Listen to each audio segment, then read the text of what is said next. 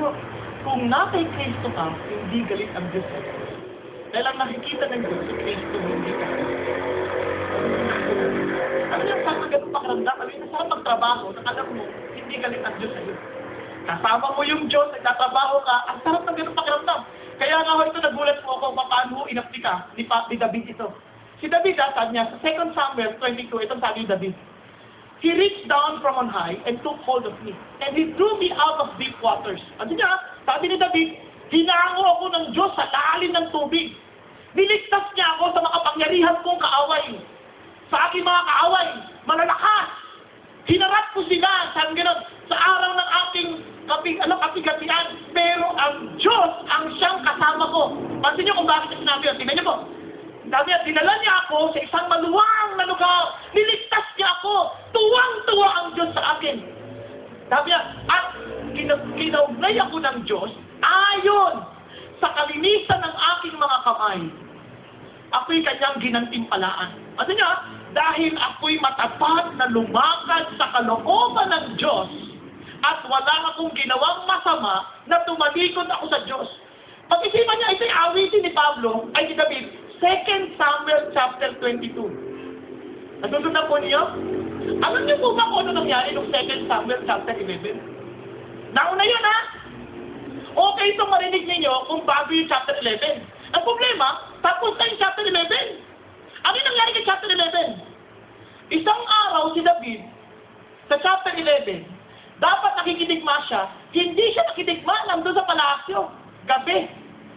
At nagpadungaw-dungaw, nakita si Bathsheba.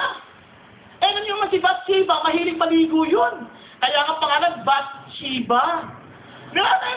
Ayan, nakita niya naliligo, nakupo. Ang masama, sa Bible, walang second look, isa lang, look lang. Eh, nag-second look si David. Ay, second look, delikado yan eh. Beyond Bible. Eh, tumingin ulit. Naku, sabi niya, sino yung babaeng yan? Ayan na po. Sino yung babaeng yan? Napakaganda. Pinakuha niya at pagkatapos niyang kunin, anong ginawa? Ayan na.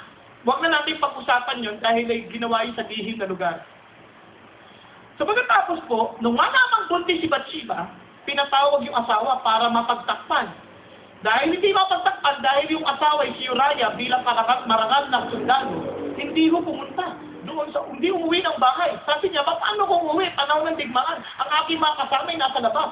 Kaya hindi po gagawing matulog at maging makasiping ang aking asawa. Grabe yung dangal ng puso ng tao. Kaya ginawa ni David, inutusan niya si Joab. Sabi niya, ilagay mo yan sa harapan ng digmaan para pagka nagkapatay, patay ang Uriah na yan. Kasi para mapagtakpan ang kanyang kasalanan. Naunawaan? Pagkatapos to, i-rebuke po siya ni Nathan.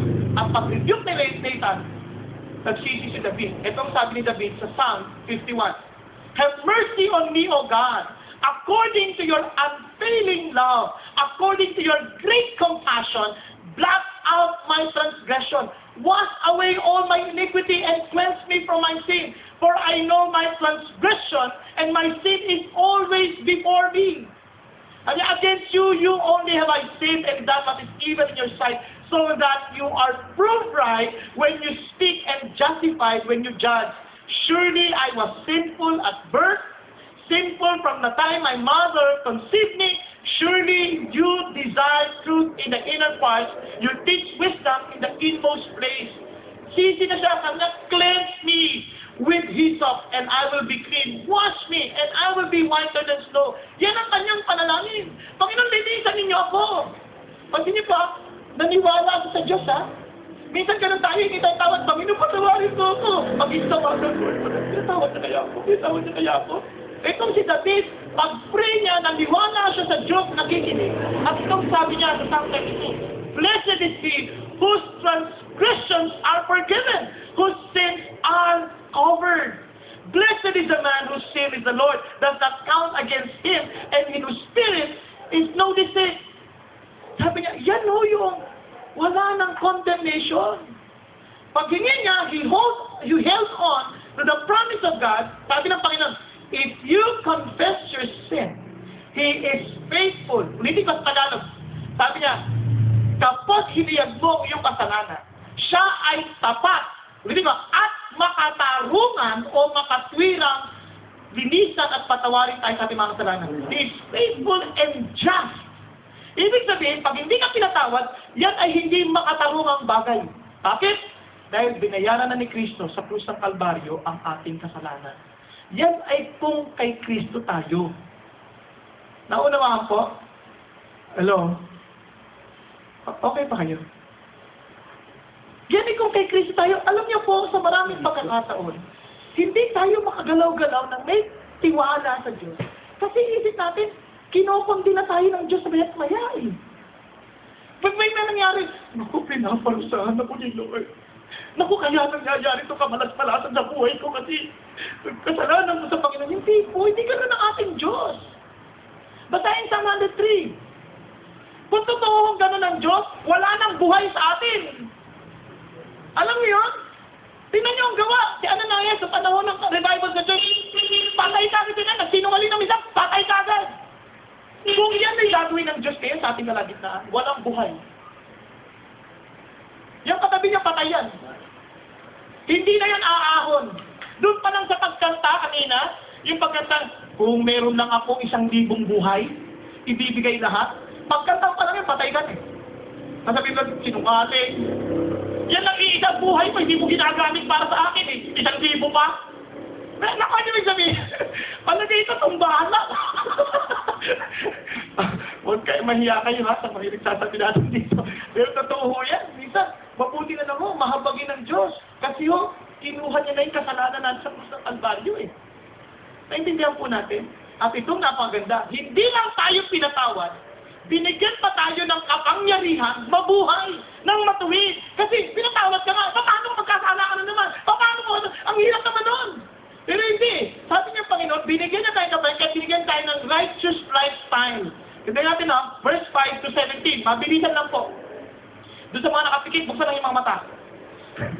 Then nagpe-pray. For those who are according to the flesh, set their minds on the things of the flesh, but those who are according to the Spirit, the things of the Spirit. For the mind set on the flesh is death, but the mind set on the Spirit is life and peace. Isipin niyo ang klaseng buhay ito. Bago natin tuloy isipin niyo, unang-una, kapag tayo nasa Espiritu, ang ating isip ay para sa Espiritu. Ang ating hinahabol ay kapayapaan at buhay. Samantalang kung laman, laging sarili ang ating iniisip, wala, kamatayan. Kaya pansin niyo po, habang nagsasapang ho tayo, lalo ho tayong nawawalan ng buhay. Napansin niyo po ba yun? Sa mga asawa, yun example lang, habang saka galing, lagi mo pinupuna kung saan galing asawa mo, ano na naman, kayo kayo, mapatay kasama, no? Tanong nawawala yung lalaki. Binibigyan mo siya ng pagkakataong i-justify ang kanyang mga maling ginagawa. Pero pagdating pa lang yan binigay mo yung buhay sa Panginoon, Lord, I'm just seeking for peace and life, Lord. By your Spirit, pagdating ng asawa, kahit alam mo, iba ang amoy, kumain ka na. Gusto mo masaya? Iba natin Nakansin niyo po? Yung lalaki, ano nangyayari sa ko? Napakabait naman itong asawa ko na. Di ba? Kaya pag yaya sa'yo, hindi ka makatanggi. Naintindihan niyo ba yung sabihin? Sa totoo lang, kahit sa magkakapatid, minsan gano'n nagkakaaway-away. Ang hinahanap kasi yung sariling ate ito, sobrang ito, yung mana ko, ate na, yung anak, kinukuha yung mana ko. Hanggang sa naman sila pareho. Kaano ng mana. Alam niyo, kung tayo nakatingin sa Diyos, wala yung mana na yan. Yung sa akin po, yung sa asawa ko, nung namatay po ang kanyang ama, di syempre, meron din silang ari-ari ang pagkatiyatan. Agad-agad ang bili ko sa asawa ko, huwag ka nang makikigulo dyan. Ibigay nila sa kanila yan. Kaya sa akin, sa Diyos tayo aasa. At hindi naman tayo pababayaan ng Diyos. Tsaka, ako nahihiya ako makipag-agawan sa isang bagay na hindi ko pinaghirapan. Hindi niya po,